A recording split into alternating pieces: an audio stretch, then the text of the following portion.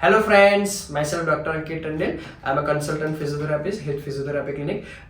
Friends, आज हम बात करेंगे हैंड फंक्शन के बारे में और थोड़ा सी हैंड और फिंगर्स की स्ट्रेंथ के बारे में, और स्पेसिफिकली जो रूमेटॉइड आर्थराइटिस या फिर चिकनगुनिया जैसी कंडीशन में जो पेशेंट्स को जो थोड़ा ग्रिप में डिफिकल्टी हो रहा है या फिर उनको थोड़ा सा स्ट्रेंथ कम फील हो रहा है, तो उसके बारे में थोड़ा सा डिटेल में बात करेंगे। सबसे पहली चीज़ कि ये जो सारी कंडीशन है ये सिस्टमिक कंडीशन है, यानी कि आपकी बॉडी की सिस्टम की वजह से आपको हैंड वगैरह में इन्फ्लेमेशन आया हुआ है, जॉइंट्स थोड़े से आपके सूजे हुए हैं, उसकी वजह से आपको दिक्कत हो रहा है।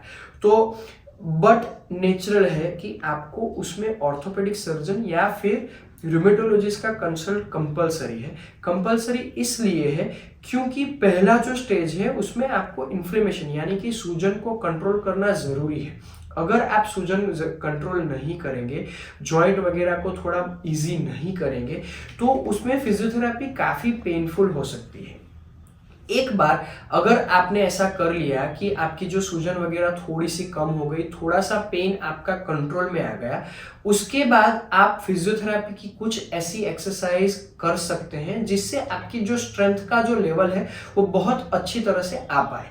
तो आज थोड़ी ऐसी एक्सरसाइज आपको दिखाएंगे जो आप करेंगे तो आपको जो रूटीन जो स्ट्रेंथ है आपका वापस आ जाएगा। सबसे पहली बात यह है कि ऐसा एक जेल बॉल ऑनलाइन आपको मिलता है।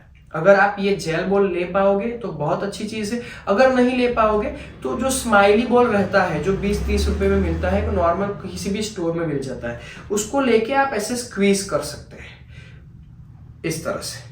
अभी ये जो स्क्वीज करेंगे, ये स्क्वीज में क्या होगा कि आप जो आपकी इंट्रिंसिक मसल्स हैं आपकी आर्म्स की और फिंगर्स की, तो उसको आप बराबर तरीके से यूज कर पाएंगे। तो थोड़े 20 से 25 रिपीटेशन आप इसके कर सकते हैं, इससे आपकी ओवरऑल स्ट्रेंथ और ग्रिप आपकी बढ़ पाएगी। इसके अलावा दूसरी जो चीज़ है वो ये है कि ऐसे एक स्प्रिंग आता है, ये भी आपको ऑनलाइन इजीली अवेलेबल हो जाएगा, या फिर अगर आप फिजियोथेरेपी में जाएंगे तो ऐसी स्प्रिंग भी आपको इजीली अवेलेबल हो जाएगी।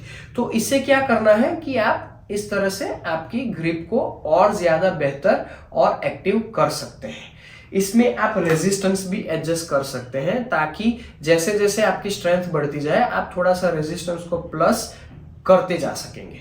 तो ये भी एक ग्रिपिंग और फिंगर्स की एक अच्छी एक्सरसाइज है। इसके अलावा ये जो स्प्रिंग है इससे भी आप ये कर सकते हैं, आप आपके थंब को सेपरेटली भी ऐसे ट्रेन कर सकते हैं। तो ये भी एक ग्रिपिंग की एक्सरसाइज हो गई। दूसरी जो चीज़ है वो क्या है कि आप थेराबैंड, एज यूजुअल मैं हमारे हर वीडियो में बोलता हूँ कि थेराबैंड आपको बहुत इंपॉर्टेंट है, बहुत काम की चीज़ है। ये ओवरऑल फुल बॉडी वर्कआउट में आपको हेल्प करेगा। इसके साथ साथ ये अभी हम पर्टिकुलर रिस्ट और फिंगर्स की बात कर रहे हैं, तो इस तरह से हम दूसरे हाथ का सपोर्ट लेके इस तरह से थोड़ी सी मूवमेंट ऐसे कर सकते हैं। इसको लोअर रखने के बाद फिर रिस्ट को अप एंड डाउन कर सकते हैं। हम यहाँ से थोड़ा सा रिस्ट को स्टेबलाइजेशन वगैरह भी प्रोवाइड कर सकते हैं, या फिर ऐसे, ये दूसरा मूवमेंट हो गया और ये तीसरा मूवमेंट हो गया, यानी कि first one is this, second one is this and third one is this. तो ये जो थेराबैंड है इसकी मदद से क्या कर सकते हैं, थोड़ा सा रेजिस्टेड मूवमेंट कर सकते हैं।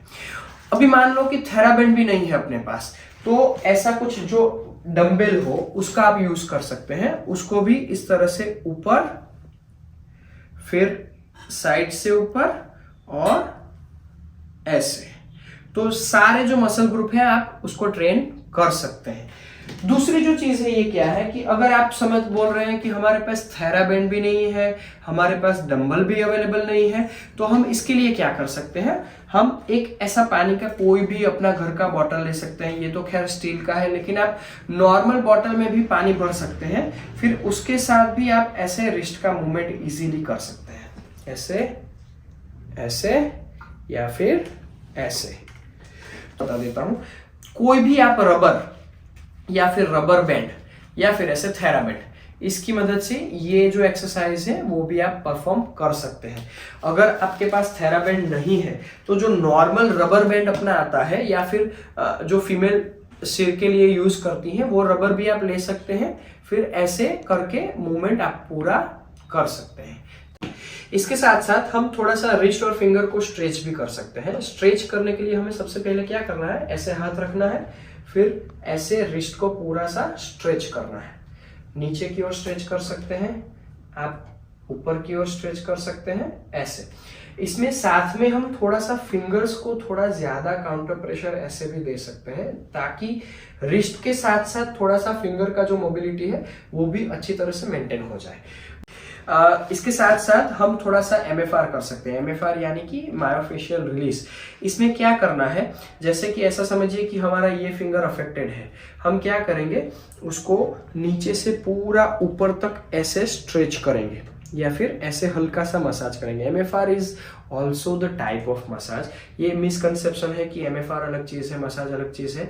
ये एक मसाज की ही टेक्निक है, लेकिन थोड़ी सी डीप टेक्निक है, यानी कि हमें थोड़ा सा प्रेशर प्रॉपर तरीके से देना है, डीप पहुंचना है, फिर ऐसे पूरा स्ट्रेच करना है, ऐसे ऐसे। इसके साथ और एक इंपॉर्टेंट चीज जो है वो है मोबिलाइजेशन। हम क्या कर सकते हैं, जैसे कि हमारा ये जॉइंट है, हम उससे ऊपर की ओर पकड़ के फिर हल्का सा ऐसे मोबिलाइजेशन दे सकते हैं। ये सारी टेक्निक मैं आपको जो दिखा रहा हूं वो इसलिए दिखा रहा हूं कि आप घर पे थोड़ा अच्छी तरह से कर पाए। अदरवाइज आप फिजियोथेरेपी क्लिनिक में जाएंगे और फिजियोथेरेपिस्ट की हेल्प लेंगे तो वो बेहतर तरीके से मोबिलाइजेशन आपको दे सकते हैं। सारी एक्सरसाइज है वो आपकी रिस्ट को स्ट्रेंथनिंग करने में ज्यादा मददरूप होंगी, और जो पहले जो मैंने आपको दिखाई वो सारी आपकी ग्रिप यानी कि आपके हैंड के जो इंट्रिंसिक मसल है उसमें ज्यादा अच्छी तरह से वर्क करेंगी। तो आपका रिस्ट और फिंगर की जो स्ट्रेंथ आपकी जो गई हुई है बेसिकली चिकनगुनिया की वजह से या फिर आरए की वजह से, तो वो स्ट्रेंथ आप अच्छी तरह से मेंटेन कर सकते हैं। इसके अलावा आप क्ले का भी यूज कर सकते हैं, फिर स्लाइम्स आते हैं थोड़े से रेजिस्टेंट, उसका भी आप यूज कर सकते हैं। वो सारी छोटी छोटी हैक्स हैं जिसकी मदद से आप आपका रिस्ट और फिंगर को स्ट्रेंथन कर सकते हैं। इसके अलावा अगर हम बात करें कि दूसरी ऐसी कौन सी चीज है जिससे थोड़ा स्ट्रेंथ के साथ साथ थोड़ा पेन में भी कमी आ सके, तो एज यूजुअल आप हॉट वाटर फर्मेंटेशन कर सकते हैं। हॉट वाटर फर्मेंटेशन कैसे करना है, आपको पानी लेना है, इतना गर्म नहीं लेना है कि आपको बर्न्स हो जाए, इतना ठंडा नहीं लेना है कि आपको कुछ इफेक्ट ही ना आए। नॉर्मल थोड़ा सा हल्का वार्म वाटर लेना है, उसमें थोड़ा सा आपको नमक डालना है, फिर पानी के अंदर इतना हाथ भिगो के पानी के अंदर ऐसे मूवमेंट करना है आपको। इसमें भी सारी मूवमेंट आप कर सकते हैं, ऊपर नीचे वाली, ये वाली या फिर ये वाली और फिर ये वाली, ये सारी मूवमेंट आप इससे कर सकते हैं।